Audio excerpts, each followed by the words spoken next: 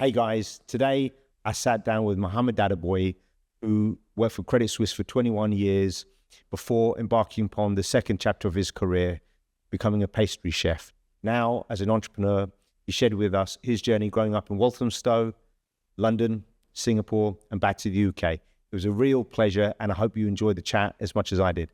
Cheers. Mr. Dadabhoy. Hi, Paul. How are you? All good, thank you very much. It's great to see you. Thanks for coming to the house. I really appreciate the opportunity and the time that you're giving me. Thank you. No, man, it's been brilliant. Now, before we get started, can you just give the audience a quick introduction as to who you are, quick overview, and then we'll jump obviously into your life story after that. Sure. I come from a very humble background with not many qualifications, like 4 O levels. I managed to enter banking back in 1985. I did about 35, 36 years in banking. And then since then, I've sort of been looking at what I wanted to do from my own personal perspective and my own passions. I changed from banking to baking, and I went and did some qualifications, and I've been on that run since then. Good man. It's been such a great journey, and I can't wait to get stuck into it. But before that, you've just come back from New Zealand, which is one of my favorite destinations on the planet. Absolutely banging country. It's beautiful. I think that we personally preferred the south over the north, but you know what, you've got to see both sides of it. You have to. Was it your first time? First time. So what was, take me through, you flew to Auckland first? No, we flew into Christchurch first, and then from there, we went down all the way to Queenstown, saw amazing things. We did some amazing excursions, including going on a helicopter, going up to see the glaciers. And then we went to Auckland and did the north side, which is much more cultural from an indigenous perspective, and that was great to see as well. Did you go to Rotorua? Absolutely, yeah. It took a while to get used to the smell, right? The sulfur. Yeah, the smell lingers on, but you know what? It's an amazing thing to see, that considering how deep down below the earth that this water gets boiled and comes up. Yeah. The thing about the South Island is you did Milford Sound, right? Yes, we did. It's stunning. It's stunning, and we love Lake Tekapo. Yeah. And I think for us, probably the highlight really was seeing the glaciers from the helicopter. Yeah, it's great. You didn't land on it, or did you? No, we landed on a mountain. Okay. But we got an amazing tour, really about an hour and 15 minutes in total. Yeah, it's well, you know, stunning. The year I went, I took, it was years ago, but I took my 2 older kids to Alaska. Wow. Right. And that was during summer, and then, well, as in June, and then New Zealand in December. You know, which is the kind of time frame you went with summer there, which is beautiful, and they're similar, but they're very different because Alaska's just very rugged, right? And New Zealand's almost pristine. It always feels manicured almost. Yes, it does. It does feel manicured, and I think that it's somehow amazing how it's maintained, especially like the mountainside. Yeah, it's amazing that it's so uniform, it's so clean. And that's the other thing, is that you never saw any rubbish. Yeah. Anywhere. Yeah. And I think that's, I guess that's a testament to the country and the people and the visitors to keep it as it is. Well, I don't know if you know this, but other than Kiwis, only Australians and Singaporeans can buy property there. So through my missus, I've been looking at that because obviously she's Singaporean, and it's I've actually got a 1-week trip planned. It's a solo trip. I was thinking of doing it with my son. I don't know if he can make it because he's going to go into national service, but it starts very near Milford Sound. And it's a whole week trip in a pack raft. So you inflate the boat. Oh, wow. You go down the rivers and the lakes. And then when you can't, you have to pack it all back up. But I just thought, you know, like, I don't know if you've ever done a solo trip. I know you've been away on business and stuff. But when you're I've never been away for a week completely on your own in the wilderness. So wilderness and me don't really work. Don't work. I mean, well, it's pretty rough where you grew up in, you know, in East End of London. That's wilderness in itself. Exactly. But that's urban wilderness. That's true. Rather than, you know, bears and other things coming at you. Well, the thing is, in New Zealand, you don't have any predators. It's just the weather, right? Yeah. So there's no snakes. No, there's no snakes, which was quite surprising when I got there to find that there was no snakes. Well, it's so weird because it's near Australia. Yeah. But so all the apex predators are in Australia. Crocs, snakes, spiders. There's nothing.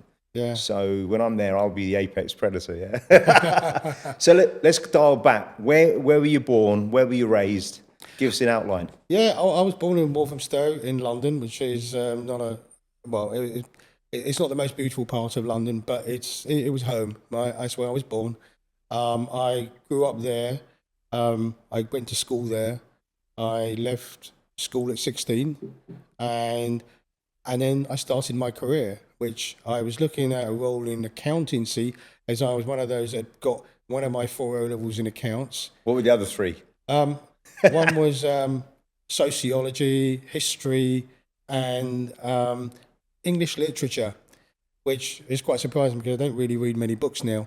But yeah, and that ology and the accounts was what led me to go into the city. Okay. At that time, it was a growing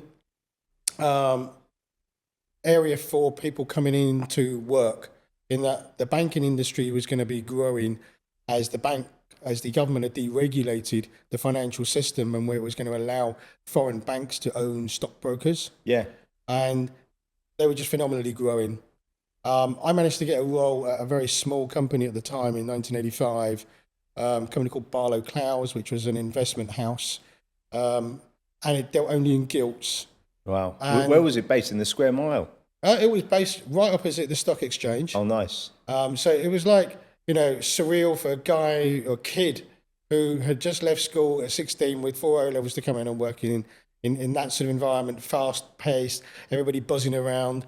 And this is the high street of the Wall Street days where people were wearing, what's it called, suspenders and. Yeah, I did have braces. Did you don some? I did don some at some Love point. it. Yeah. I'm sure when some people listen to this podcast who have memories of me wearing them at Salomon Brothers, but I didn't get the elasticated ones. I got the proper velvety ones. Okay. You went old school. Well, proper. yeah, old school, but it was like you had to look pucker, right? Yeah, love it. Yeah, so I did don braces, and in fact, actually, one little story is that when I was going to be getting married, and my uncle-in-law came to meet me, he went back and reported to the family that I was wearing braces. I bet that went down like a ton of bricks. Everyone's taking the mick out of you. Well, I don't think they did, but yeah, I think it was like, okay. It was an okay moment. Yeah, and then from there, I managed to move roles. Well, hold on. We talked about this off camera. What was your starting salary? Because I love the fact that you remembered, and it puts a lot of things into perspective, how things have changed. Yeah, I mean, I started on £4,783 annually. And I love the fact you remember, right? Yeah. That's amazing. Yeah, that was my first starting salary, which isn't a lot of money in today's terms or in the past terms. But it was a starting point. And I think that this is some things that a lot of people miss, is that sometimes it's about the opportunity. You see it in sports a bit more, where some people take the opportunity to join certain football clubs at a very young age with a view that they may make it.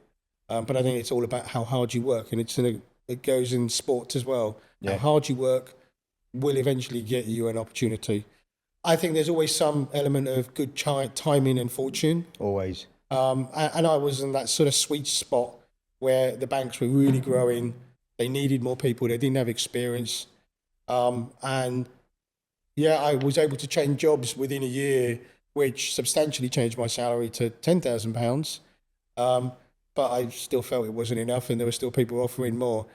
It sort of goes against some of my, Well, by the way, I know you're not a mercenary because you had a job with one bank for over 2 decades, right? So Yes. And I think that with maturity, you sort of value that sometimes changing jobs that early or that quick isn't what it is. Yeah, you need to build your foundations and build them strong. But at that point in time, I was young. 2, it was an industry that was changing that allowed you to get to the top spot, which meant that actually I managed to go and was able to get a role at Salomon Brothers. Which Salomon, for those that don't know, the few that don't know, was the creme de la creme, right? Absolutely. At the time, it was in the category of Goldman Sachs as a bond house. I was only 18 years old. Fantastic. To get a job at an 18-year-old at Salomon Brothers was like, getting in at Manchester United or Liverpool. Yeah. Well, think about it. 2 years earlier, when you were doing your O-levels, you probably never even heard of them. Never heard of them. Yeah. I never heard of them. And, the companies that I was now going to be, working within that industry, I'd never heard of half the names then. Yeah. But a lot of those names have gone, but I certainly remember a lot of them. Yeah. Some of the things like, even if you chart for who I last worked for was Credit Suisse and who they've now become UBS. Yeah. But I could probably chart a number of names that UBS and Credit Suisse are actually a conglomerate of. Well, actually, years ago, I think it was back in '04 when Citi acquired Salomon Smith Barney here. I remember because I sold and I won a project to do the whole benefits alignment between them.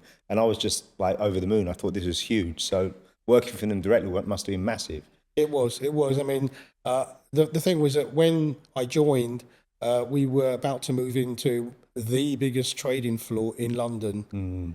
And if you ever walked on that floor, and there's some videos and pictures out there, which is above Victoria Station. Yeah. They built this whole brand new trading floor. It was absolutely amazing. I mean, the energy must have been on another Yeah, level. I mean, you walk on it and you felt like on, cloud something, especially as an 18-year-old. Where was it? So when you come out of Victoria, was it near where MI5, MI6 is? Is it there? No. As soon as you come out of Victoria Station, it was just above it. Okay. Yeah. Oh, wow. It was just above it. Yeah, it was amazing. Fantastic. And then tell us a bit more as that unfolded. I was there joining them in their operations team to help set up the UK government settlements process. And a number of my colleagues had all just joined as well. They'd come from the Bank of England, or they'd come from another sort of brokerage house. And all of us became a team, right? There was no level at the time. We had a lot of fun, and fun that you can't have today. The time has changed considerably. What are you alluding to, MD? I can't say anymore. And we worked silly hours, but it was fun. Yeah. We got paid for it with overtime, which again, meant that as an 18-year-old, I had more money than I could disposably use. Yeah. And I was guided towards buying a house, which was quite unheard of, that an 18-year-old buying a house. Yeah. And I managed to buy a 3-bedroom house at the age of 18, but it was on mortgage. Yeah, of course. But that was my first property. Have you still got it? No, we sold it in 2000. Okay, but you kept onto it for a while Yeah, then. we lived in it. I got married in it. Wow. Both my children were born there. Fantastic. So there's some history there from it. But yeah, we moved from thereafter. I managed to get onto the trading floor, working with the traders in the government bond arbitrage desk. But unfortunately, you may remember, or some people may remember, if they're old enough, October, was it 15th or 16th, 1987, the night of the high winds, and Salomon Brothers made their first layoffs. And it was a case of last in, first out. Unfortunately, I was impacted. But having been impacted, I think it's about resiliency. I remembered I was 3 months away from getting married. Oh, wow. So that's right. I had a mortgage.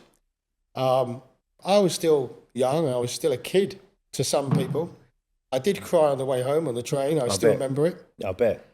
But that resiliency factor kicked in, which was having lived in a council estate for a number of years, which was meant you have to get out, you have to better yourself, you have to try harder. That resiliency kicked in, and within getting home, I started ringing recruitment agencies. Bang. I don't think I called you then. No. But started calling recruitment agencies, and I managed to get a role within a day and a half. Fantastic. Contracting. And within a month, my ex bosses on the desk, sorry to interrupt. Tell guys back then what happened, because the interview process wasn't 9 or 10 interviews. No, it wasn't. So my interview at Salomon Brothers to start with, when I got hired, was quite unique. I still remember my boss who hired me then, Peter Murray. I don't know where he is now, but he was quite mature at that age. I hope he's still alive. But he was certainly instrumental in getting me in, because he interviewed me. I really didn't think I'd got the job, because he wasn't as focused on me like we are on each other right now. Yeah. I got home, and Dad tells me the agency's called. I called them up, and they told me I got the job. Now, that's significantly different to how things operate today, where even the hiring manager doesn't necessarily become the first person that somebody sees. Yeah. They start seeing some other colleagues of the hiring manager. The hiring manager then comes in, and you have, people outside of the area doing interviews. And then finally, if everybody comes together, it goes to HR. Yeah. Which I think adds lots of layers. I think it adds lots of pressures. I think it could be reduced, certainly in my opinion, to maybe a couple. I think those old days, they're so much more visceral, because then you may not even report directly into that man, but he's took it upon himself. Look, this is the guy that I want part of the team. Yeah. I think those old days, there's something to be said for him. Yes, there is. And that's how my career started. Yeah. And that's how many of the other guys people that I worked with got hired as well. Okay. And one person that, wasn't in that team, but was in another department, was my manager at Credit Suisse in the future for the last 20 years. What was his name? Or is his name? His name was Neil Martin. Okay. And he and I worked at Salomon's, but in different teams. And then from year 2000, he was my manager, and we still keep in touch every 4 to 6 weeks. So that's amazing. So shout out to Neil. Yeah, absolutely. Yeah. And you know what? I think we learned to work with each other. We understood each other, and that's an important factor. Well, before we dive in, actually, we've got to give a shout out to Mr. Kush Ahmed. Yes. Because that's how we know each other. Yes, yes. So Kush was he's one of my dearest friends. I met him in 2001. And actually, I was working in a firm before Kush started working. And our manager, Shakti, said, oh, there's a guy that's flown in. He lives in Leicester. Have a look at your CV. Tell me what you think. And so he comes up, and I stood up and said, how you doing? And then he started talking. I said, oh, you're from Leicester, are you? And he said, well, you can tell from my accent. I said, yeah.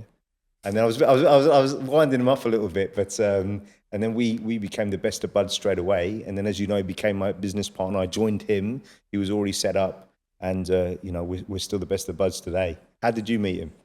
I met him through another friend, and then it was at the mosque, was it? No, I met my through another friend where it was at a party, one of our sort of festive parties that we used to have. And then after that, I met him at the local mosque in Singapore, where I used to go. And then from there onwards, as a group of us, we became best of friends. We would meet at lunch on Fridays, post Friday prayers down in CBD in Singapore. Yeah. And then since people have moved back to the UK, we're still all very, very good friends. Well, you did a trip last year to... We did a trip to Marrakesh. Together, and actually for my 50th and the introducer that there was, as in our co-friend, it was his 50th as well. We all went to Dubai in some years before that. So yeah, we've done some lads trips, as you would like. You rented a few fast cars, if I remember, on that trip. Oh yeah, we did ride some fast cars, and Kush loved his Lamborghini, and so some of us had Porsches and things like that. Yeah. Listen, I will never let Kush drive any of my cars. Back in the day, I had a Porsche, and it was a manual, and he was cranking the gears, no. And I said, mate, no. But he's actually not a bad driver. All right, so going back then, so. New job, what were you doing? The first thing was we were settling UK government bond trades, and I think there was a uniqueness to it in the way that we were one of the large houses that did a lot of auction buys, so we had a lot of funding requirements, etc., and learned. I mean, one thing that I've shared many a times with my staff in my career was my first big mistake, and it's okay that you share your mistake and you learn from it. And I remember there was me and there's another guy, I'll name him, Ray. We started together. We had a lot of fun together at Salomon's, and we made our biggest mistake. We got our funding requirement wrong, and we lost, I think it was something in the region of like £37,000 for the weekend. Jeez. And it always happens. Whenever you make a mistake, it generally happens over bank holidays. Therefore, your cost becomes an extra day. Yeah. And our boss, Peter, he came walking down on the Tuesday or the Monday. I can't remember exactly which day, but I think it was a Tuesday. He came walking down, and he said, "Guys, hold up your hands," and we did. And then he told us we messed up, in more polite words, and he just then walked away. And I learned my lesson from that, and I share that with people, is that it's important to escalate, and if you escalate, you can fix things. Yeah. If you don't escalate when you don't understand something, then you're going to make more of a mess up of it, and Yeah. Don't try and hide it. You've got to get in front of it. And if you're going to try and hide it, you're going to make more of a mess up of it. Yeah. And as a consequence of sharing that throughout my career, in a number of cases, especially in the last 20 years, where we've unearthed things, we always make sure that we put it up to the management, to me, and then we don't just go, yeah, okay, let's just see if we can wing our way through it. Yeah. No, we do the right thing. Yeah. And it's important to do the right thing. Big time. And I've carried that on into my pastry world, where I was working last. Sometimes it's easier. Sometimes it's easier in the culinary world. If your bosses or your chefs aren't around, senior chefs aren't around, and you might have burnt something or whatever. Just chuck it in the bin and start again. Yeah. Right. But I don't think that's the right answer. I think you let them know, because you let them know, or they may be able to fix something. Yeah. Right. That's the thing. Right. And listen, anyone that's been there and walked the line before you, we've all made mistakes. Yeah. And I think when someone owns up to it and just says, "Oh, look, this is what's happened," and they acknowledge it, look, I'm sorry. Yeah. Actually, I think it de-escalates everything. All right, no worries. And then you learn quickly. Yes. Yeah. So I think that's important, that people learn from an early part in their career, that if you made a mistake, talk up rather than put it under the carpet. Well, for sure. I'm going to come into your pet because I want to talk a lot about that part of your life. When did you get a knock on the door to say, look, CS, Singapore, talk us through that?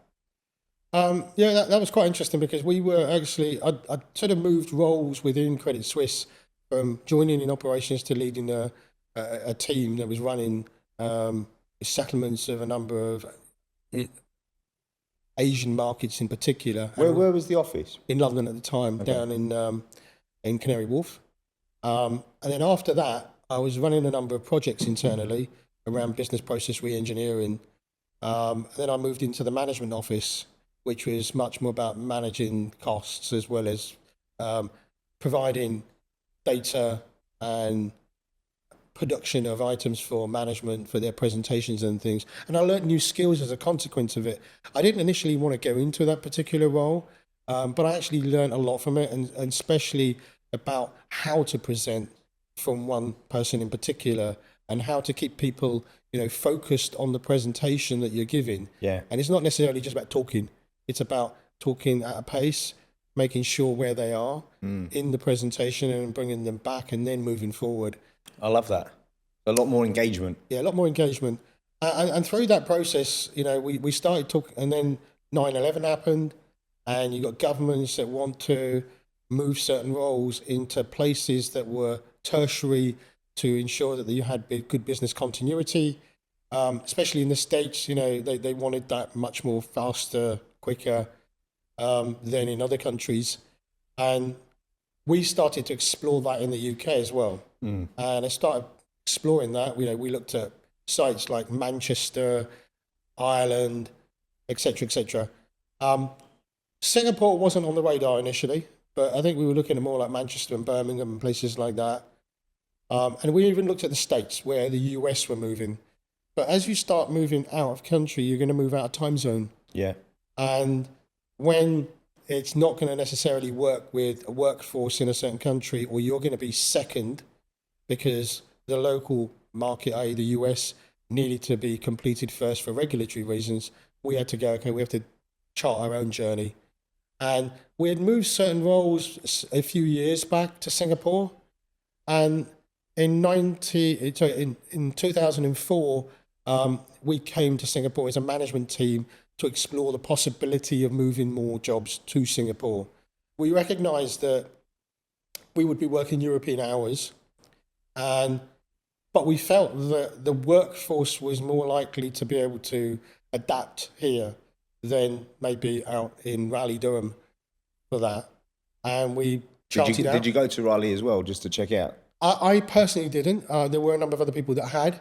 I did go to some meetings in New York for it. Okay. But it clearly was that we were going to be second after the US. Did you know then at this point Singapore was potentially going to become your home, or it wasn't clear? No, I'd loved for it to be at that point in time. I mean, as soon as you come out of Changi, driving down on the East Coast Park, you see all the all the flower beds that are in the middle, which, you know, I later learned was a temporary runway potentially, Yeah. if ever there was the A need lot, to. a lot of people don't know that. No. So they can just move them and bang, you've got another runway. You've got another runway. And then you see the East Coast, you know, and it was just like you were in a little bit of paradise. Yeah. Right. At that point, no, I didn't know. Would I have loved for it to be? Yes.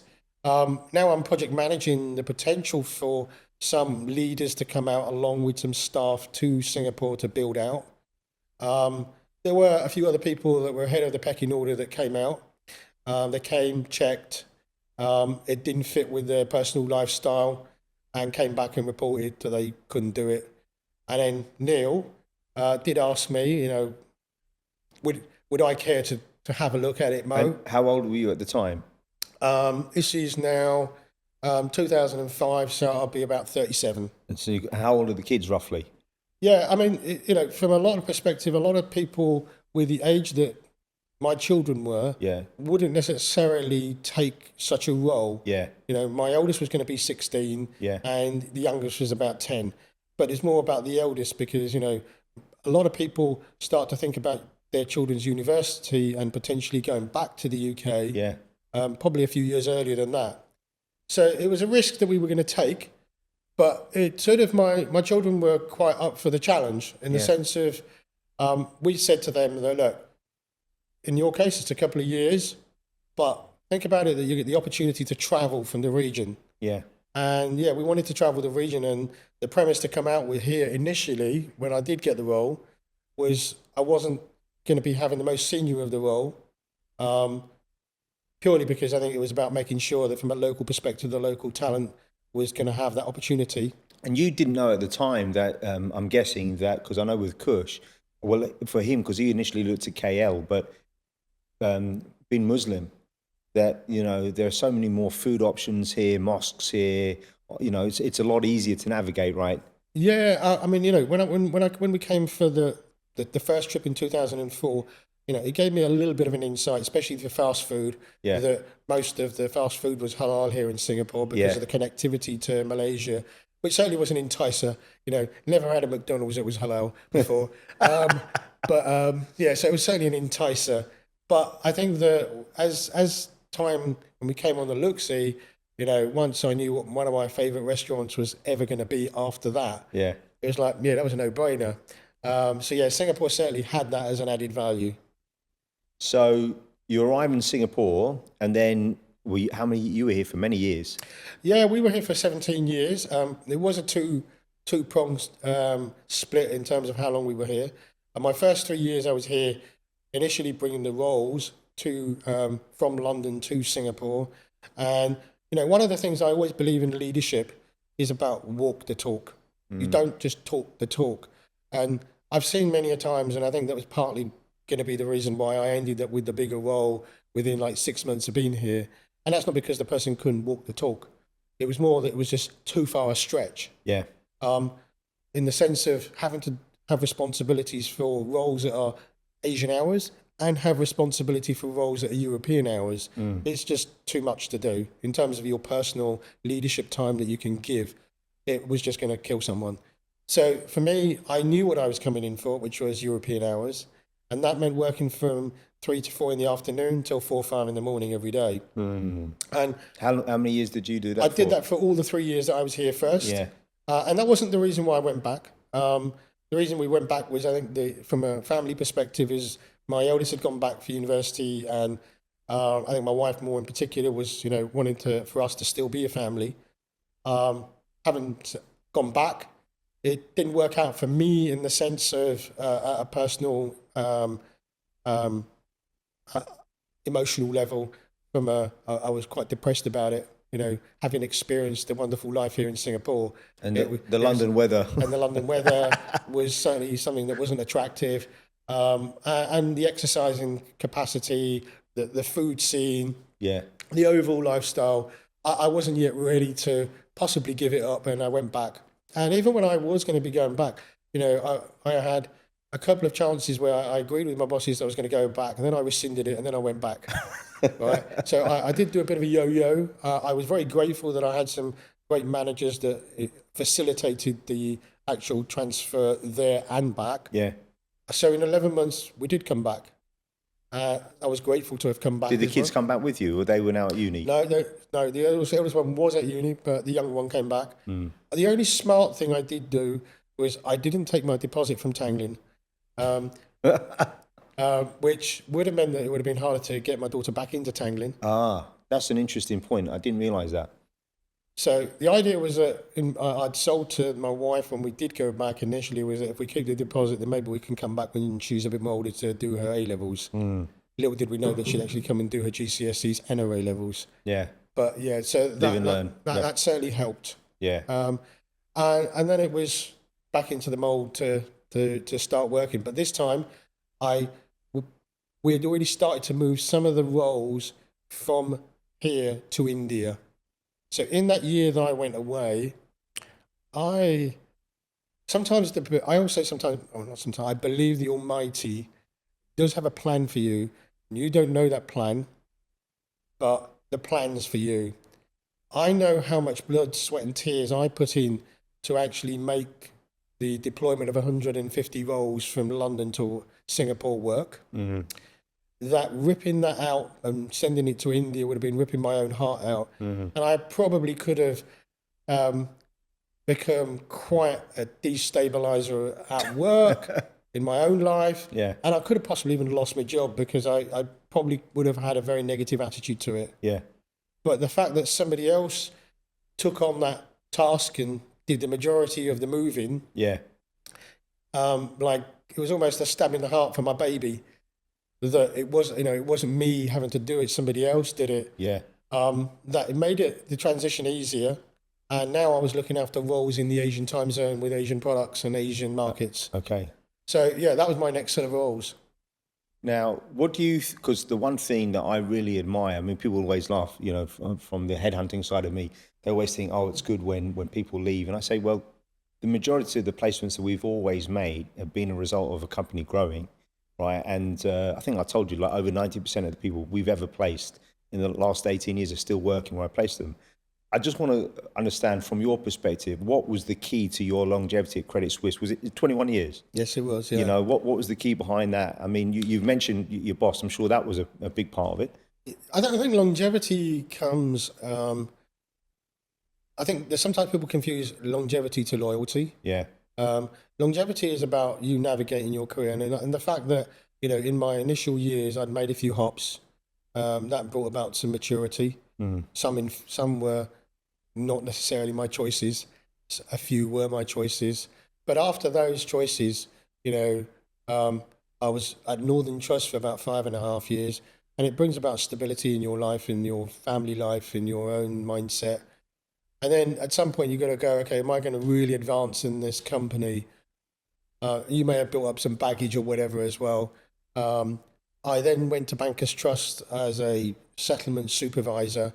And I must say, that was probably my real career opener, those next 5-6 years where it became Deutsche Bank after the merger. Yeah. More, I would say, an acquisition. And where I went from being a supervisor all the way up to being a VP.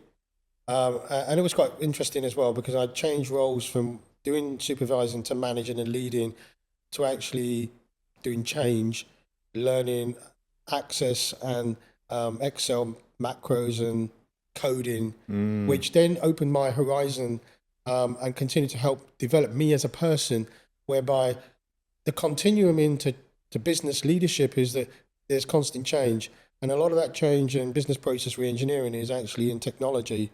And a lot of people who don't go through that low level of technology understanding tend to rely on the technologists being honest at times as well. Yeah. And I'm not saying they're dishonest, but you can actually challenge them better. 100%. If you got that foundational knowledge, I mean, it's even like I told you I was renovating the house. If you have a contractor coming in and you know nothing about it, he can take the mickey, right? So, what were you doing at the prime of your career at CS? Just share with you what your overview was and what you were responsible for. At the prime of my career at Credit Suisse, I was responsible for all global entities for security settlements of Asian markets. I was also responsible for the asset servicing teams, which did for the Asian markets, for FX derivatives, and for control. So It's a big chunk of work, man. That's a big chunk of work, and that was split across Japan, Hong Kong, India, and a few of the smaller local markets as well. But there was a bigger sort of process. India became a large chunk of resourcing that we'd placed out from Singapore that had moved from Americas or had moved from London. One of the things that I've admired about you for a long time is when you decided that you were going to effectively retire from corporate life. It wasn't the end of your career. It was actually the beginning of a new one. Absolutely, I call it phase two. It's important that when you do have a long career, I think that this is my personal perspective. I think that people can be quite dishonest to themselves, right, coming towards the end of their careers. Yeah. In the sense that there is a level of burnout, right? Corporate life does have a level of burnout. Yeah. There's only so many fires you can fight and continue to fight, and you have to have a burning passion.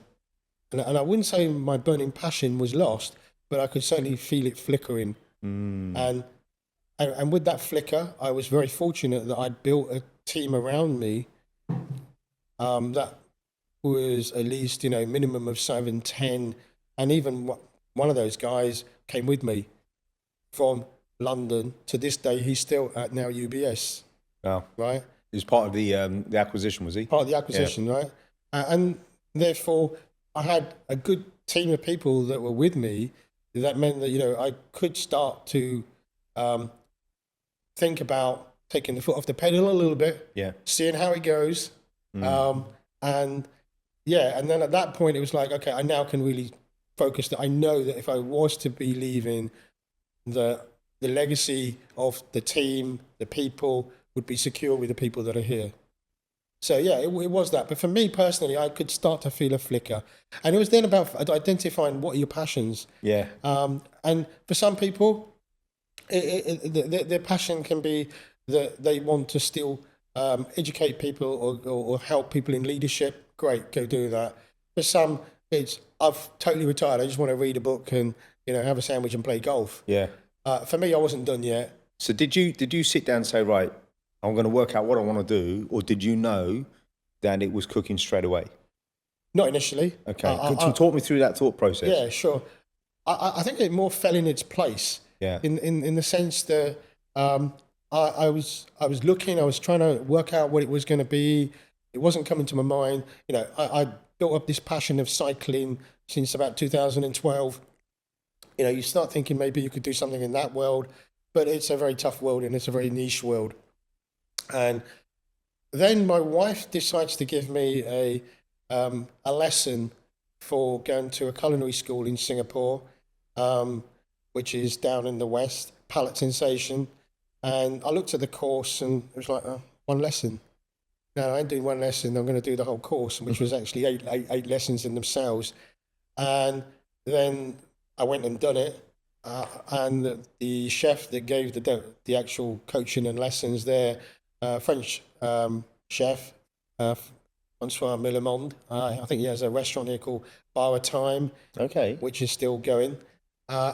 Excellent guy, and taught us from chopping from onions to carrots to garlic to making desserts.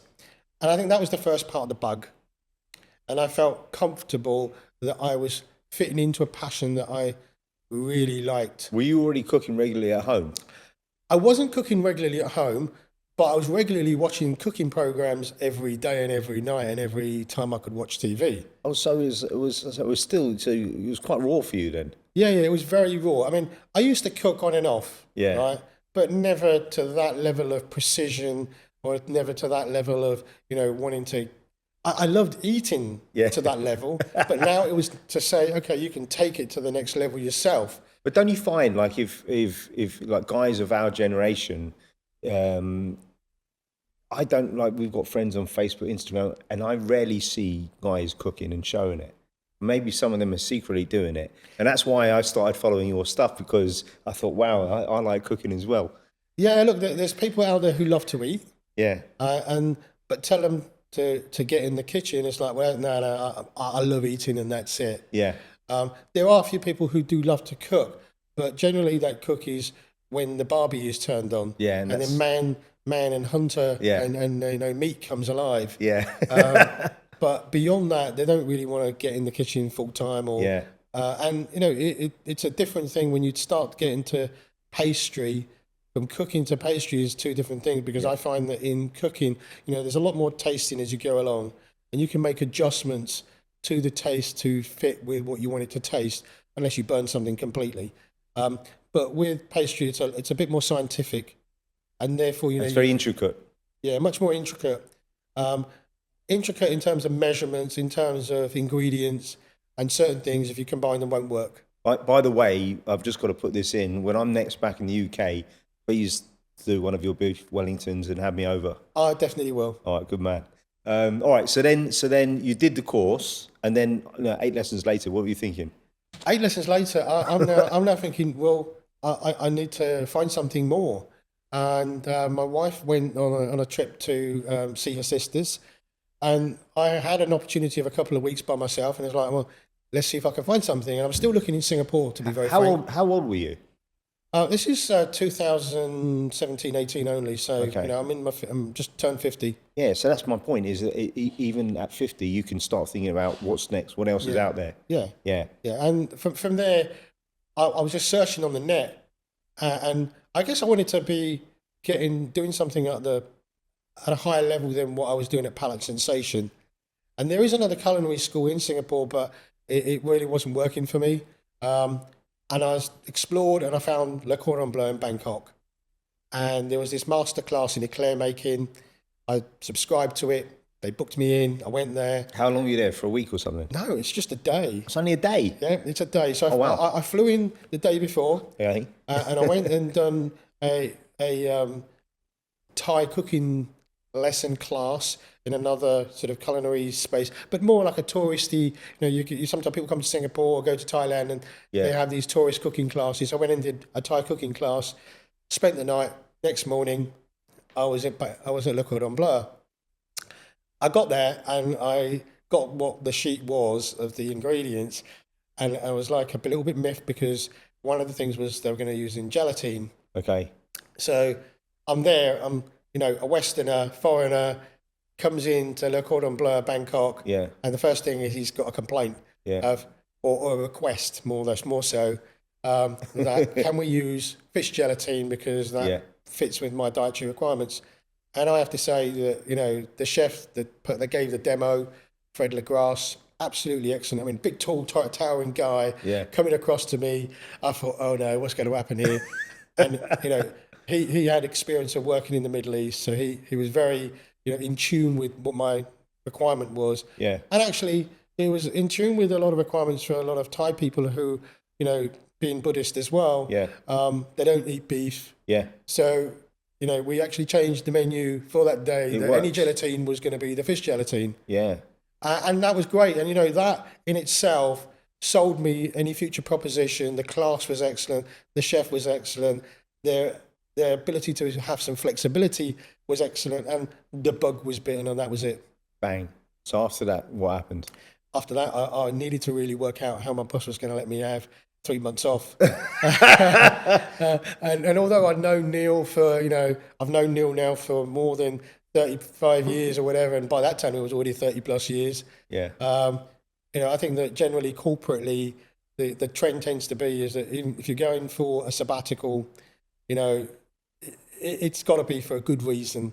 And that tends to be, you're taking care of someone, you've got a real need for it, or somebody in your family. But going 3 months to a cooking school isn't the prime reason for needing 3 months off. So how did you wangle it? I'd spoken to Neil before about, when I needed 3 months when my daughters were going to be graduating at the same time. So the initial marker had been left there, but hadn't been executed. And therefore was now trying to leverage that to become something more real in a different way. Yeah. And I think that we were both real. He knew that I really wanted to do this. And both of us were probably in the future trend going to be looking to end their careers at some point over the next 5 years, 3 years, who knew? That I said to him, look, I understand that there's probably going to be some level of a marker against me at some point.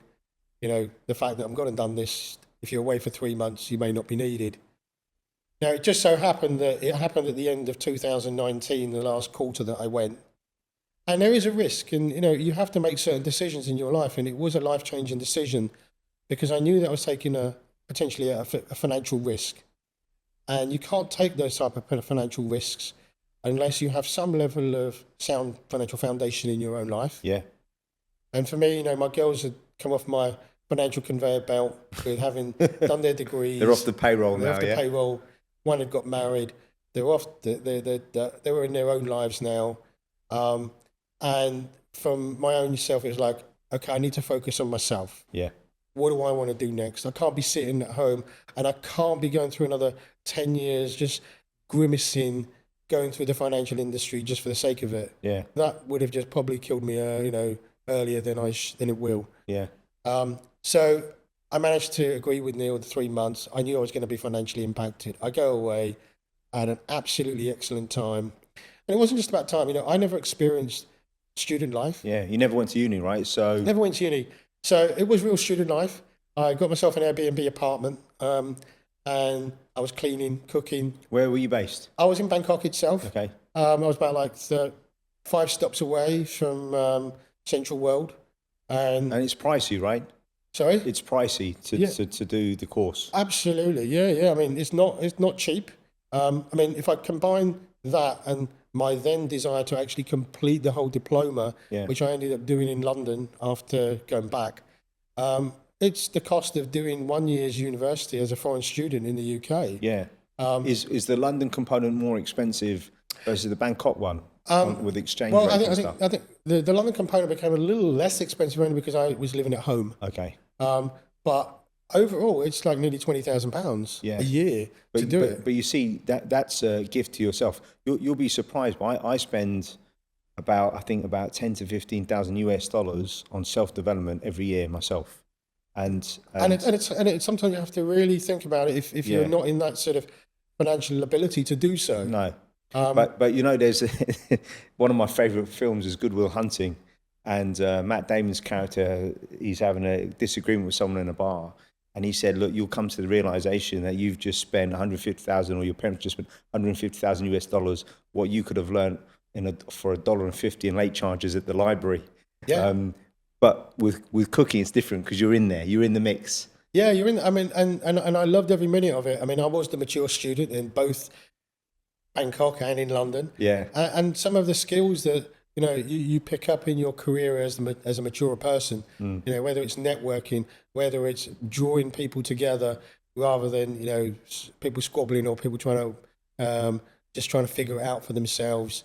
Is it a general course, or were you specialising on the pastry side I straight away? specialised in pastry. Okay. And the reason I specialised in pastry was because whilst I was, had good skills in culinary, I didn't want to deviate from my faith, which meant that I would have had to touch other, protein products as well as other liquid products that I couldn't consume. By the way, when I got married in 2006, we got married in Bali, which is a Hindu state, as you know, and we really struggled at the time because I wanted, I was going to have 2 dishes for the main course. One was going to be fish and one was going to be lamb.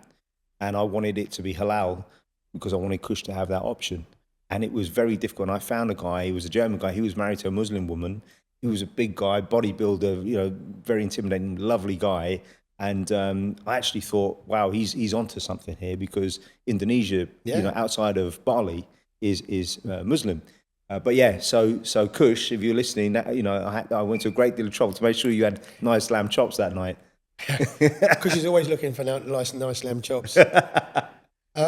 I think he's also had my lamb chops, which are actually called Who Chopped the Lamb. Okay. I'm sure he hoovered them up, no doubt. Yeah, he did. I was there doing pastry in particular because of the flexibility to it. And for some reason, after that masterclass, I sort of fell in love with pastry as well. It didn't mean that I lost any of my my desire or my passion for culinary. Yeah. Because once I had done the course, I started doing some private supper clubs, which was all about the meal. Because one of the things that I have learned from my pastry chefs, right, is that a dessert is a nice ending to a meal. It is not the meal. Yeah. So therefore, you can give people, a very big, nice smile at the end of a meal. Yeah. But it is not the sustenance in your life. The sustenance is really the culinary element. By the way, sorry, I'm just thinking because I don't like mushrooms. So when you're doing that beef Wellington, you've got to find a replacement. We'll find a replacement. I remember. There you go. We'll try that. I love that. Actually, it's funny. I don't know if you remember this because I did a Jordanian lamb mansaf during COVID, and you commented on it. I was thinking, because I've never actually eaten it. So when you're cooking something you've never eaten before, you don't really have a marker, right? But I just wanted to do something completely different. And I thought when I did, because it was actually many hours of cooking, and I remember you commented because you probably wouldn't have an appreciation for what's involved. Absolutely. Do you know what I mean? I mean, there's a lot. Especially when you've never done something and to get it right. Yeah. For example, you mentioned my beef Wellington, which is very well appreciated, especially over Christmas when I make it. It's a treat item. There's 100%. A lot of work goes into it, and it's a very expensive cut of meat that goes in it as well. Yeah. So before I used to make it here with as a chicken Wellington, but using chicken breast. But I think that gave me the confidence to go for the first time to make the beef Wellington. But you've got the pastry element, you've got the combination. Yeah. But when you do it, are you rolling out your own dough? Or are you buying the dough? I'm buying the dough. Right? And you'd be surprised at how much restaurants buy the dough rather than roll out their dough. And there's a good reason for that, is that in a lot of restaurants, you don't have the capacity on site to do it, right? On site to actually have, sheeting machines, which take up quite a bit of space. Yeah. And on top of that, temperature control. Yeah. So when you're in a hot kitchen, that pastry is just going to melt. Yeah. And if you're doing seating for 50 people, 100 people, for the night. I mean, my time at Fallow. Tell us about that. So Fallow's a Michelin-star restaurant back home in London. It's a fantastic restaurant. I mean, I was very fortunate that I got a role there very, very quickly and very easily to some degree. After finishing my diploma at Le Cordon Bleu in London, I sat home for a couple of weeks. I got bored. I looked up through the Indeed app, and there was a couple of roles that I really fancied. Yeah. I applied for them, and I went to do trial shifts. And that's how it works, in the F&B space, in the good F&B space back in the UK. Generally, people get to do a trial shift, and the trial shift is you go in for 3-4 hours. You get to do a few things that they want you to do. It's not free labour. It shouldn't be free labour. Yeah. And what it is really is about you getting to like the place and they getting to like you. They're getting to show a few of your skills. They going, okay, well, this is somebody we can work with. And you don't get paid for it, but you get to meet new people, blah, blah, blah, blah, blah. No, but listen, that shows that you're interested. Yeah, absolutely. And you know what? You turning up in itself, it shows interest. Yeah. I have known many trial shift expertise that, once I joined Fallow, where we get, this person's going to come on a trial shift and they never turn up. Yeah, I bet. Well, that's the other thing, because you also invest all that time and money later on in your career. It reflects that you are committed. Yes. Do you know what I mean? So Fallow, they specialise in what sort of food? So Fallow specialise in sort of nose to tail, in sort of sustainability. So fallow meaning deer? Deer, absolutely. Yeah. Fallow meaning deer. So there is deer on the menu. It's not all about deer, but it is about sustainability. And the woman that hired me, Anna, I'll say this now, Anna, sorry, right? She's actually the same age as my eldest daughter. But Anna's a lovely lady, and she's moved on from there. I mean, and it was interesting, herself and the co-owners, Jack and Will, and then my last boss, Jow, they'd all worked for Heston Blumenthal, right? And when they worked for Heston, they weren't probably at the level that when they became patron and where they are now, having done a few other jobs in between. But they all gelled together. They all worked together.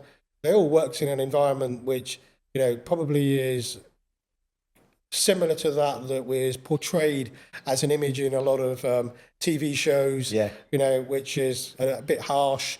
where top chefs end up being a bit brutal, Yeah. et cetera, et cetera. And when I came to Fallow, I think that was a big culture shock for me.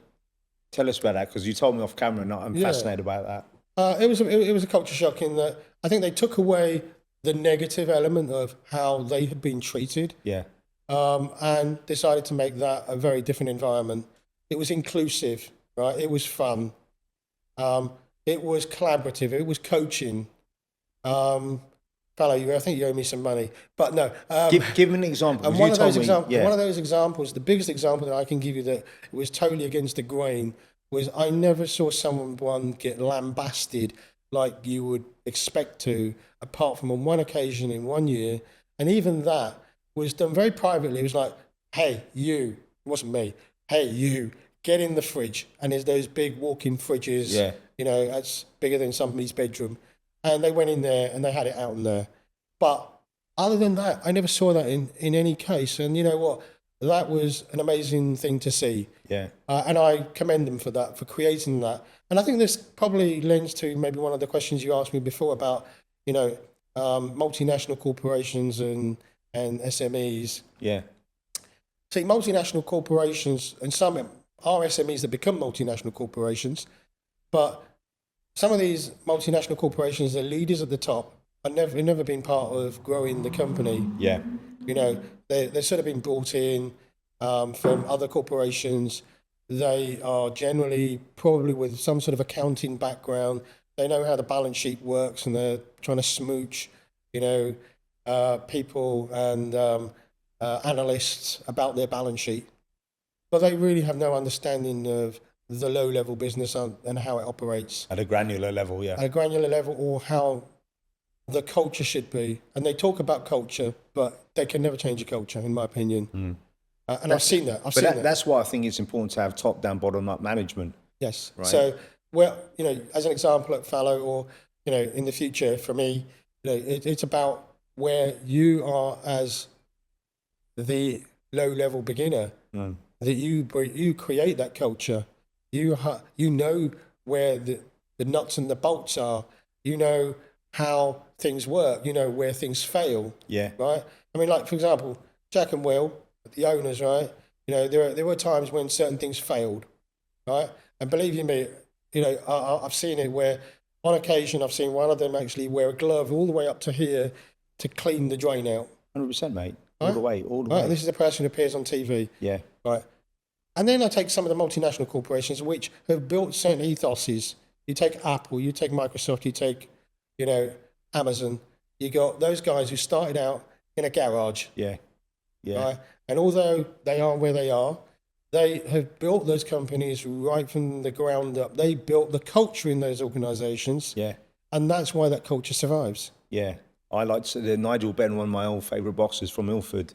I always think of him when I say this, all the way, mate, all the way from the bottom to the top. One of the things I'm really curious about is, did you feel any pressure, because around you, when you were telling people, this is what I'm about to embark upon, were there any naysayers, were there little whispers in the background, or did you just not give a crap? I think look, when you've got financial stability and you've got a significant, sizable salary that comes and pops into your bank account every month, right? And you have that financial freedom with it, and especially once the girls had come off the bank of dad and and the conveyor belt, which you're still going through, and you'll go through for that for a while. You sort of have that thing niggling in the back of your mind, that you've taken a path. And that path is now either going to go one way or the other way. Yeah. And that one way was you're either going to make a U-turn and sort of rescind your passion, or you're going to curtail your passion just because for your love of your money, right? Or you're going to go with it because you know what, it's that time for you to take that next passion on and really believe in yourself and do something with it. Yeah. And I think and I think the worst moment was the fact that when COVID struck, because I'd come back having done term one, which was 3 months. I really wanted to do the next 2 months, but next 6 months to do the two terms. And I guess the pathway was that somebody was going to make me redundant at some point, but hopefully it was going to be on my terms. And then COVID came along in February. And at that point, it's like, oh, I still have a financial obligation in terms of my mortgage here, which was sizable. The property was on sale. And with COVID coming along, I think the niggling factor was, who's going to buy something now? Yeah. You know, people are strapped, people are cautious, people are, you know, thinking about how life is going to be, blah, blah, blah, blah, blah. Yeah. But COVID changed things in different ways. You know, one of the things that COVID changed was about people needing more space. Yeah. And before, the model in Singapore was that if you had a 1-2-bedder or maximum 3-bedder, they were generally much more easier to sell. Yeah. 4-bedders onwards, they become harder to sell because of the size of the footprint and therefore the layout in terms of money. But now people wanted 4 beds. Yeah. So it kind of worked. So it sort of kind of worked that by September we'd sold our place, and internally I know that Neil was getting pressure to put me on the list. Neil was holding back as much as he could, and I think COVID also prevented banks from wanting to execute on retrenchment because it was bad for their PR. But by August, September, it was becoming that we have to do something in October, November. Yeah. So I remember my words, and I hope, Neil, you do as well. I called him up, and my exact words were, Neil, you can pull the trigger. Bang. And he was so relieved. He was relieved. He said, you know, you made me the happiest man. You know, Yeah. I can do it without a conscience now. Yeah. Because it weighs heavily on managers. Really does. Yeah, it does. I mean, look, I think that it does when there's no cause. Yeah. Right. Yeah. But when there is cause, I think, you know, That's different. that becomes different, right? Yeah. And I think that, you know, one of your questions, I think, to me, is at some point was about loyalty. Yeah. The problem with loyalty now is that with the Gen Z and Gen Y's generation in particular, you know, loyalty is very limited. You know, they're still trying to work out and navigate their journey in life, and they don't have as much loyalty to the corporate life that we have come through in the past. Yeah. And the corporate themselves have less loyalty because, you know what, they're trying to maneuver in a fast-moving pace of the world.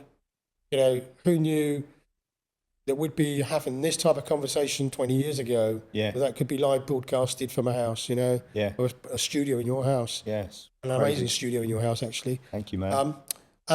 We could have this broadcast on our phones if we wanted, Yeah. you know, and the fast changing nature of that means that corporates are having to be more nimble and more, you know, adapt much more faster.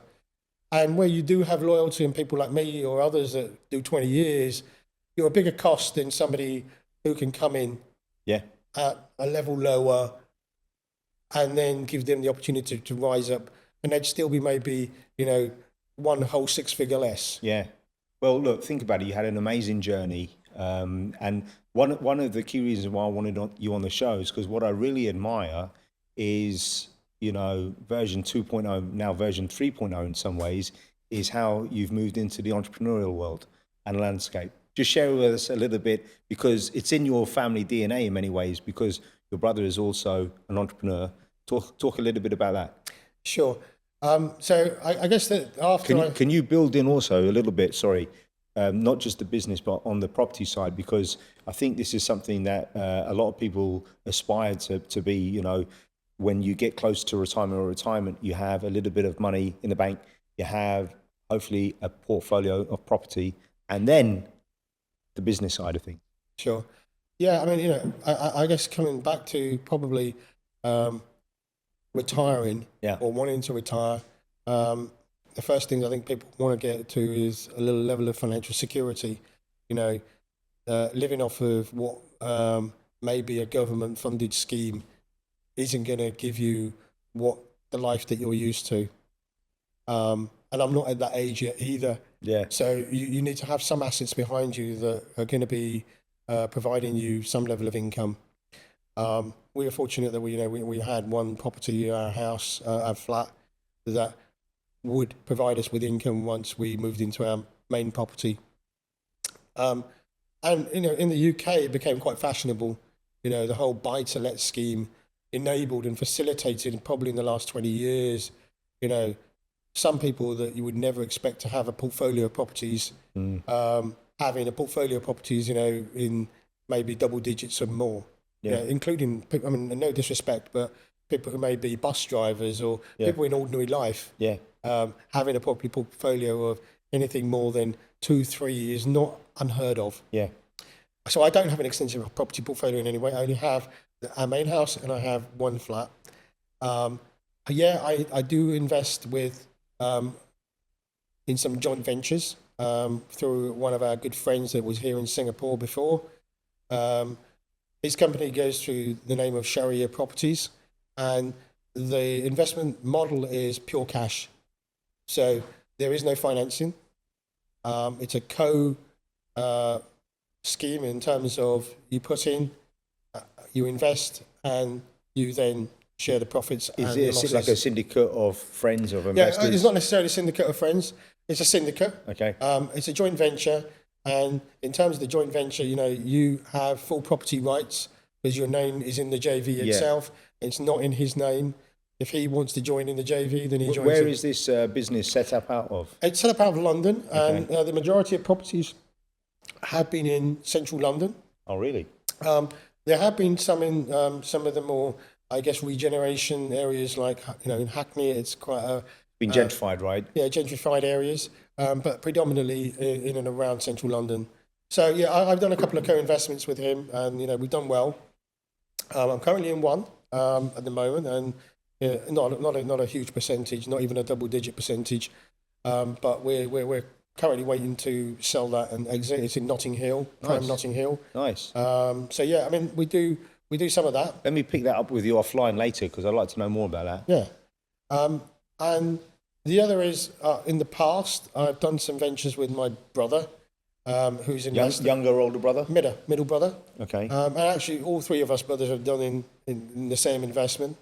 So my middle brother, he used to be a franchise lending manager at NatWest and then HBOS, and that gave him network, and that network allowed him to engage with Costa Coffee, and we were initially going to get a number of licenses, and with some other partners that came in, we managed to get 15 licenses. I say we, him.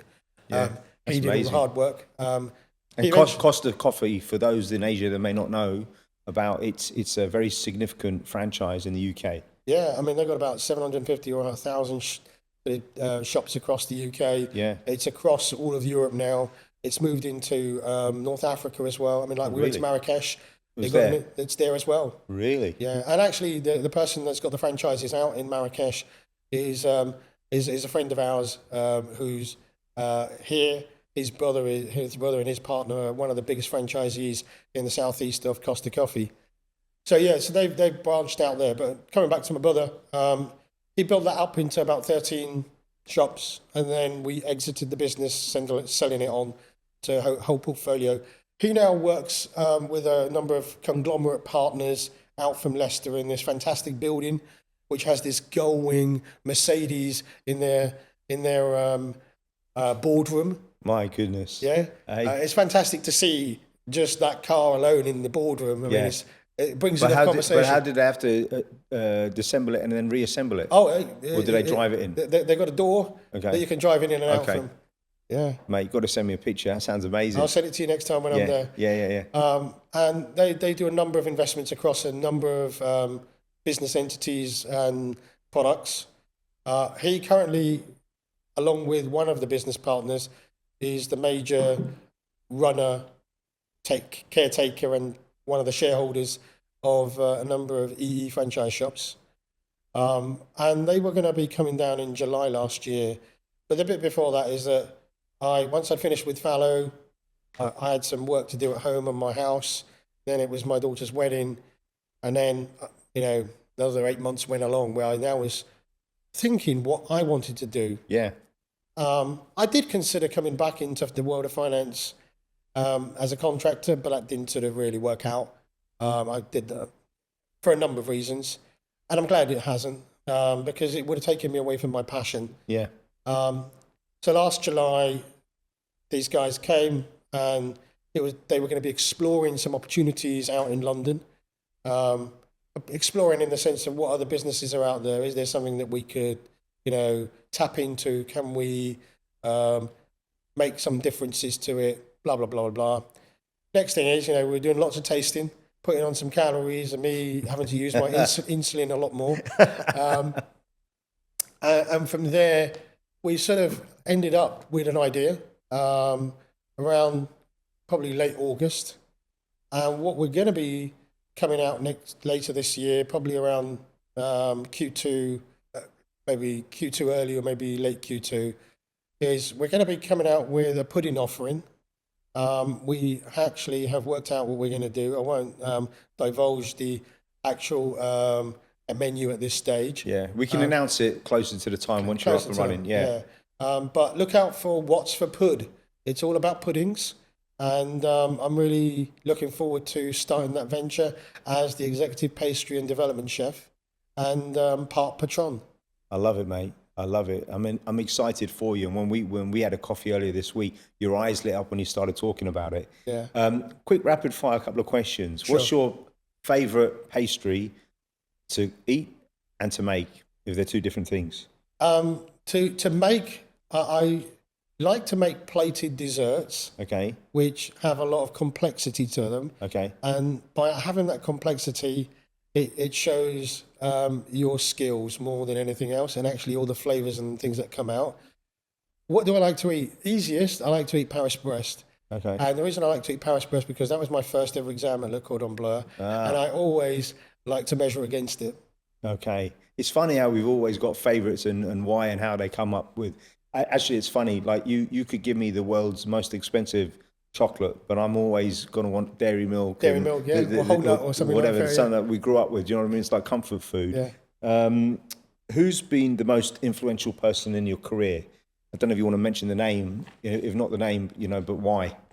I think I've got to say a couple of names in particular, right? I guess Peter Murray for giving me the job at Salomon's as a a noinky 18-year-old. Yeah. That was probably the pinnacle of starting my career in the world of banking. I have to say Neil Martin, he's been there through thick and thin with me. And I think that the other most influential person in my life would be my late uncle in terms of my dad's eldest brother who's passed away many, many years ago. He was, again, a man of no qualification, but he became chief group financial accountant for GKN back in the 70s. And he used to take me to his office in my summer days working for a company called Arab International Finance. And, he would have been so proud of me today. Good. I'm glad that you mentioned him. That's beautiful. What's the one piece of advice you give to your younger self? I think that in terms of my younger self, I should have probably pursued more when the second company that I was at Fundamental Brokers, when they shut down. What do you mean pursued more? More what? I should have probably pursued myself to go more to, in the trading scene. Okay. But that's just me thinking that I could have earned a lot more money. But that doesn't mean that I would do anything differently, really, to be very honest with you. No, it's not about regrets. I find it interesting, though, because, people that are listening to this and also now, because my children are on the verge of, finishing school and stuff gradually, it makes me think about what advice, for example, you and I had the privilege of moving abroad.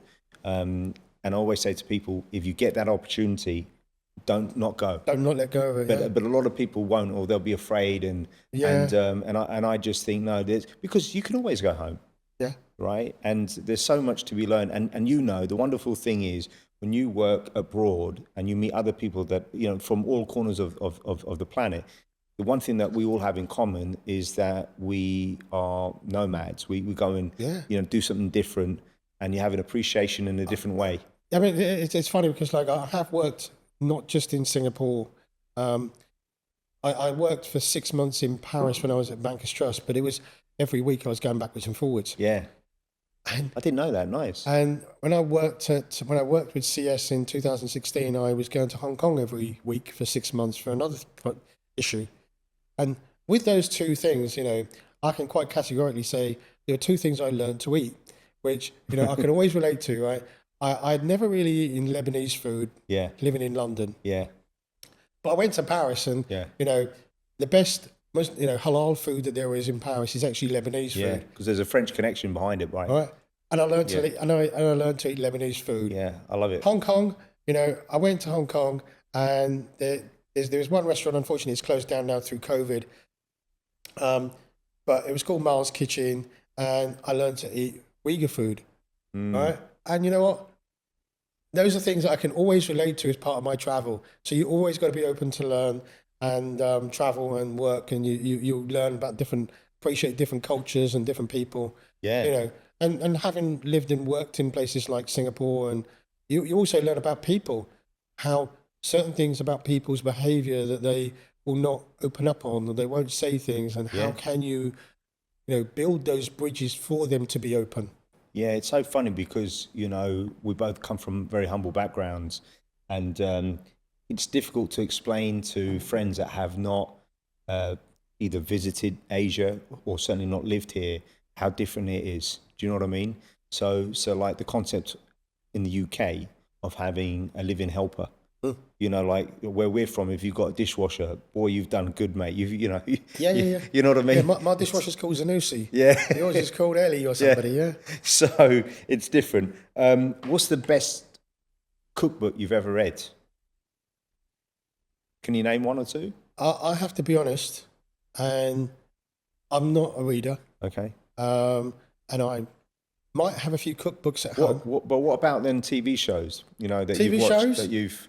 Yeah, I mean, to me, the Great British Menu is absolutely banging. You love it? I love it.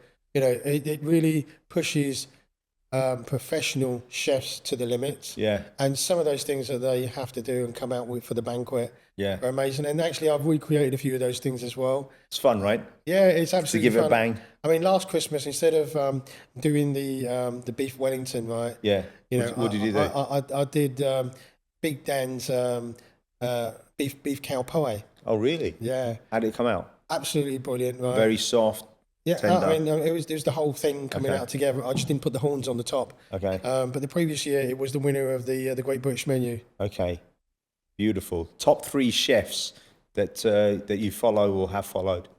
The top 3 chefs. One is Kirk Hayworth, and he's a very recent chef that's come out.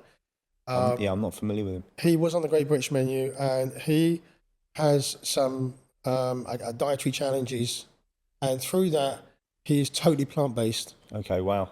And he did a fish dish, which even the judges couldn't tell it was a fish dish, but it was totally plant-based. Amazing. They couldn't tell. They couldn't tell, right? That's when crazy. you tell you've reached the pinnacle. Yeah.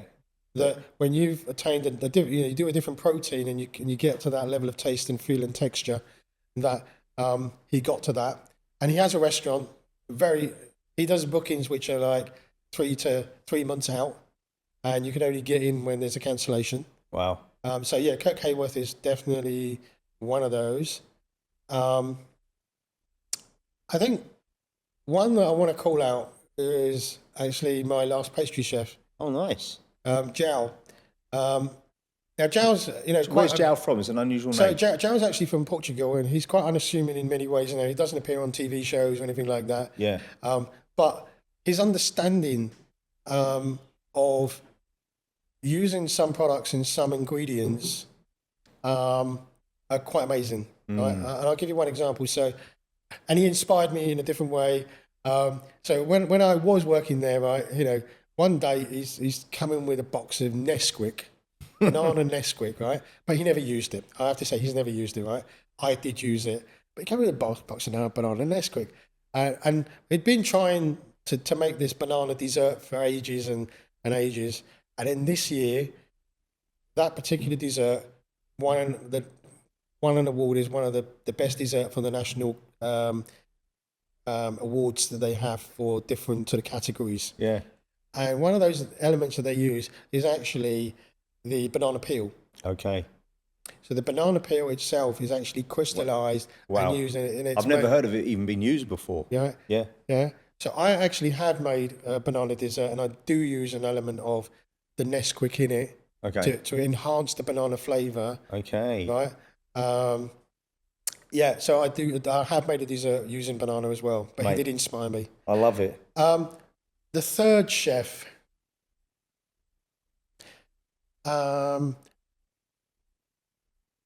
It's quite hard. Well, There's so many- what about before you even started cooking? I always grew up. Jamie. I mean, Ja- Jamie, so Jamie- Oliver. I think Jamie Oliver is Because these guys, I think the personality and how they explain things. Like I've gone back and I've watched a lot of Marco Pierre White stuff recently, or like Gordon Ramsay as a character always cracks me up. Yeah. So I mean, Gordon Ramsay is much more for the character. Yeah. But Jamie is a very Down to a earth. down-to-earth chef, and you know what? It's home cooking as well. It's something that you and I can knock up for the family. Yeah. It doesn't have to be fine dining.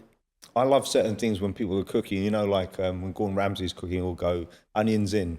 Everyone's got their own little phrases. Yeah. I used to supply wine waiters, silver service waiters, sous chefs to the Institute of Electrical Engineers, and I've heard in the kitchen some right rollickings going on. And I would always crack up because it was like, I wasn't getting it, but it was, that's why when you talked about Fallow's culture, that's one extreme, but the other extreme, someone's getting a bollocking. Yeah. The other extreme is the other end, Yeah. right? And it's hard to find the middle. Yeah. And I think most people probably who go into this industry, wouldn't mind being in that middle. Yeah. Right. But it was actually so refreshing to be at the other end of it. Yeah, absolutely.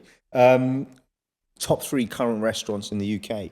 Top 3 for me. Yeah. Well, the top 3 I think that'll ever be for me is always going to be Straits Kitchen in Singapore. Okay. At the Grand Hyatt. Okay. In my 10 days here, I'm going to go to it tomorrow again. But 3 days out of 10. And what are you eating there? Are you doing the buffet or the? So it's a buffet, and people who do go there always say that it is the best Indian food that you're going to get in Singapore. Really? I mean, you can go to Indian restaurants. Now, the restaurant is seen in Singapore for Indian. There is a lot of South Indian food because there's a large South Indian patronage in this country. Yeah. But the North Indian side, has a more milder spice level and spices that go into it, which is more to my palate and a lot to my friend's palate as well. Yeah. So we tend to find the Straits Kitchen consistent in Indian food, consistent in its palate and taste. So some people just go and eat Indian. However, for me, I like the variety of going for one visit to getting my roast duck, one visit to go and get a bit of the crab, another visit to go and get a bit of beef rendang, and then another visit to go something from the Indian. I don't need to go everything in one go. It's funny. I had Isaac and I. We placed a really senior head of Japan. We relocated him and his wife to Singapore from Tokyo, and they've lived here 3 times before. But they used to live in Jakarta, and funny enough, he doesn't like fish and Japanese. So I was thinking what to cook, and I was just so busy that day. So my wife suggested our neighbour and a very dear family friend, Auntie Maureen, and we asked her could she cook some Indian dishes like beef rendang, and it's home cooking, but it's bloody delicious, and she'll spend a bit more money to get decent ingredients. Yeah. And there are some restaurants that you get high end, but I also love home style cooking. Yeah. You know what I mean? So give us another couple. The Indian is very home style. Okay. In the UK, one of my favourite places to go to is a place called Burnt Smokehouse. Okay. Now, another interesting story there. So where are they based? So they're based in an arch in Leighton. Oh, really? So these arches are going through a bit of a regeneration. So there is this sort of, microbrewery at one end of the road. Okay. And then there's some garages that are still, doing MOTs. Oh, really? And then they got this... Like Filling Grant in EastEnders. And this place which has been completely made out into a smokehouse. Okay. An American smokehouse at that. Oh, really? So, you got your briskets, you got your other cuts of meat. They're making their own sort of sausages. And on weekends, they've just now added on some other cuts of meat. Nice. They've had Jay Rayner around. Nice. Right. So who's one of the very influential critiques in the food scene in the UK. Yeah. I went to it on day 2. Okay. Of opening. I went then again on day 3 of opening. Right. And then I've been shouting about it to a lot of my friends after that. Oh, good to know. And it's very much very much an American style, in the sense of the meat cuts you get are by the gram. Yeah. So if you want that, it's 100 grams of that, 200 grams you pay by the gram. Yeah. Amazing food. They've done really, really well. Again, there's a case of a husband and wife who were a little bit in the corporate world. They've been out to the US. They really loved the food. They wanted to come back. They wanted to do it. And the guy who really has been I guess, their chef and food creator to begin with. Yeah. He's a Muslim revert from Romania. And he wears a T-shirt which says 0% vegan. Right? I love it. And amazing guy. His name is Tiberius Tudor. Okay. And they have done extremely well. So I love going there. It's a bit out of the way for us, but whenever we go that way, You've got to do it, man. and not only that, if you get there at 5 o'clock, on one occasion we got there at 5 o'clock, and we're like 40 minutes in the queue waiting to get in. Oh, geez. People are already inside, and it's not Singapore. It's not hot. Yeah. It's cold. Yeah. So you've got to be dedicated to the you've cause, got to be dedicated man. to the cause to get in. And then the other place is in Southall, Which is, as you know, is where I grew up, right? Little India, back home. Yeah, Spice Village. Yeah. So some of these places have been going through a lot of refurbishment. They've been putting in a bit more upmarket seating, etc., but it's about the food. Can you imagine the grief that I got back in the day when I was like the only non-brown person in Southall? But you had to have banter. You have to have banter, and I think you have to have thick skin, and you have to get through it. It's just like on the flip side, some of us grew in, in majority white areas or majority white schooling at the time, and you got to roll with it. You got to roll with it, and you got to adapt to it. And if you can't, then you're going to carry some scars. Which I hope those people who carry those scars don't take them too deep. There are some people that did, but I think you have to have a bit of thick skin and get through it. Racism is a funny thing. Like when I speak to a lot of people now, maybe all my Singaporean friends, they can't really quite relate to it. Maybe, and I said, no, man, there was next level. You grow up with it, especially back in the day. And I laugh about it now. And I remember when I moved to the US, when we lived in Connecticut, I think there was one or the two other like Asian people there. But actually everyone was very, very friendly. But what I've realized is you have to be yourself. You have to own it. Yeah. Right. And how you engage people is a big thing. Yeah. I mean, you have to. You really do have to not take it too much to heart. Yeah. Because if you do, then you're gonna be left with some very mental scars, unfortunately. Yeah, I mean, I had one or two incidents. I won't talk about them on camera, but it was at the time they were quite traumatic.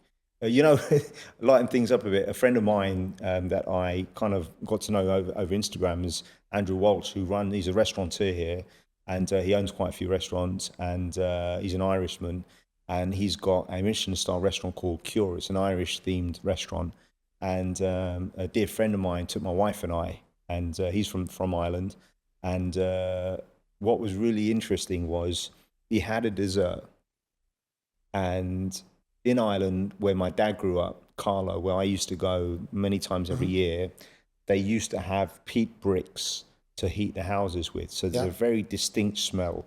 And I associate that with Ireland and in particular small towns. And you open the dessert box and he's infused the ice cream with the peat. And the thing is, unless you're from there and you never smell it, you wouldn't know. But it took me back, like literally took me back. And that's the funny thing about cooking, that the smell is just so important. And that's the reviving point. So maybe just touching back on my new venture. Yeah. That's what we want to do. We want to help reconnect people to their memories of some of the puddings that they would have had. But one of the dishes you told me we can't mention, it's gonna transport people back to their school days. That's the idea. We want to transport people back to either moments where they've had with their grandmothers or their mums and dads or at school. Yeah. And we also want to open up the door to people who've never experienced that, especially, transiting people, into the UK. And we want to help delight them with something that's British. I watched. I don't know if you ever watched Twin Peaks when it was on back in the day. No, I can't. Yeah, so it was probably the biggest show of my childhood. Like, it shaped me quite a lot, and it was written and directed by David Lynch, who's an amazing director. But in Twin Peaks was this small town, and this cafe was famous in the show for doing cherry pie. And I've been back to this area twice in real life where they filmed, and the actual cafe's there, and it's just got to be cherry pie. And it was funny. It's like I don't know if you ever watched Coronation Street back in the day. I was EastEnders. You EastEnders. Well, I did both. I actually did both. My mum and dad did Corrie, but I loved EastEnders more. But in Coronation Street, there was a woman in the pub called Betty, and she had Betty's hot pot. And I always wanted to know what Betty's hot pot tasted like. Do you know what I mean? Yeah. I know it actually existed. Like I just wanted to try Betty's hot pot. So funny. All right, a few more questions. What skill do you think is the most underrated skill today in business? I think there's two. One is listening, and the other is time. Right? And I say that I'll go back in reverse. In that time, everybody wants something today. Everybody needs something today. Sometimes even yesterday. I also foul of that in myself. I can be impatient and want things today and want things yesterday. But sometimes things take a little bit of time. And that's happening right now, you know, with this business venture where when I set up my micro business here, when I was back in here in Singapore during COVID, I actually started pre-COVID, but through COVID it was a mainstay, that I was able to come up with a brand. I came up with a brand that I wanted to have, and which had a connection. I went and designed labels. I got labels printed within like 24 hours. I was setting up an Instagram. I was taking photos. I was doing this. I was doing that. And I was off. I sort of wanted to do the same. Yeah. But having business partners and having people with some level of experience about how to develop and grow businesses has meant that we've got to do it the right way. Yeah.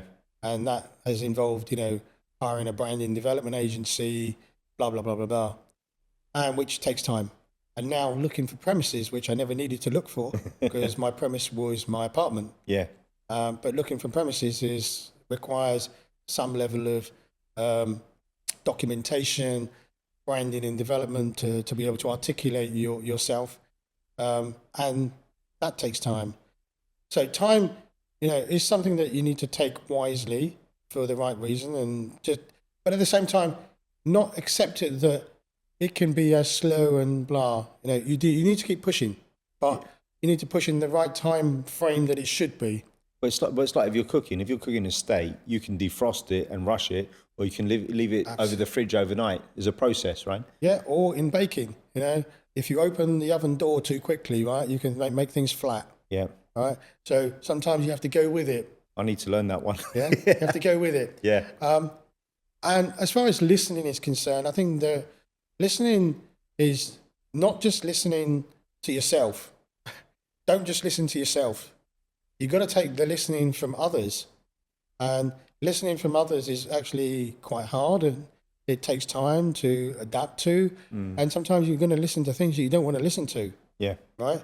Now, from that, can you change things? Certain things you can. And that's at a business level or a product level, you can change certain things at that. About yourself. Now, some things you can change, but you can't change your DNA completely. If somebody said to me, you need to talk in a different accent, well, I can't change that. Yeah. Right? Yeah, you've definitely still got your accent. Right? You can't change that. But if somebody said to me, you know, you try doing that, well, yeah, if that works, then you try doing that. I mean, one of those things, I'll tell you now, one of those things was in a meeting, you know, in a group setting, because you've got that personality to speak a lot. Yeah. Right? You could end up speaking a lot more than you should. Correct. Right? So one of the coaching techniques I was taught was, if you're in the meeting, sit there with, you can't see this, sorry guys, but with a finger over your mouth, you know, in a pose, which is to help you to not speak. Yes. But so you've got to find certain ways to help you coach yourself and do that. So but interesting. So interesting. Mate, it's been a pleasure. You know, I've admired your journey from afar. It's weird, it's ironic, and I'm a little bit sad when I look back at it, and I'll try not to be, that we didn't really connect properly when you lived here. Absolutely, absolutely. I feel sad about that as well. But listen, I've got another brother across the pond now, so when I'm back home, Definitely. all right. You've got 2 stops to make, London and Leicester. Well, I'm going to make. I don't go up to Leicester. It's just I just say to it, because the worst thing about going home is everyone expects you to go where they are. Absolutely. And you're there for like 3 days. Yeah, it's hard. It's so hard, right? And for me, I mean, so my brother just messaged me yesterday. So my mum died, as you know, like about a year and a half ago. So we're selling a house, and he found an email that my mum sent 10 years ago, because she was very advanced in her thought process about how she wanted her ashes scattered. So some physically planted with my dad, some scattered at the house, some on the river. And he's going over, and he just told me the dates this morning. And so obviously I want to go back there.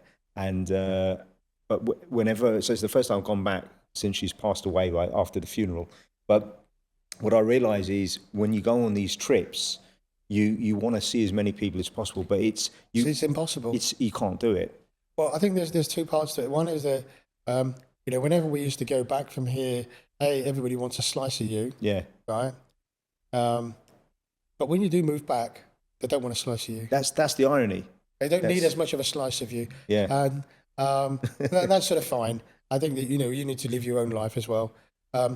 That's one. And a holiday is always a holiday.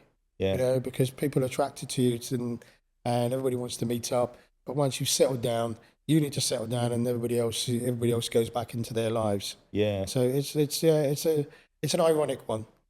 But I feel that we're kindred souls in many ways, because again, I don't know. A lot of people probably don't even know that I like to cook a lot. I don't necessarily do it on the level that you do, but I've tried a lot of different things.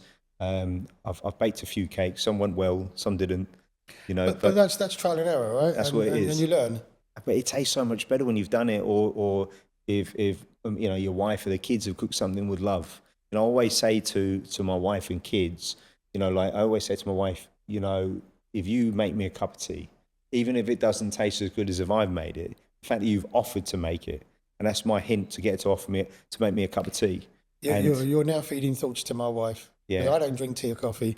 My wife always would love me to make her a tea or coffee, and I don't, because I know that I'm going to get it wrong. Mate, well, you know what? My mum and dad, they would, I'm going to use a pun here, they would scold me for not making a pot of tea correctly, because if I was rushing, I wouldn't scold the pot. And in England, the pot gets cold very quickly, right? So they taught me everything. And I'll give an example. I've got pet peeves. So I teach people, even in my office, when you're serving a drink, most people do this, right? And they put it down. It's like, no, that's not how you do it, right? And, so anyway, mate, it's been a pleasure.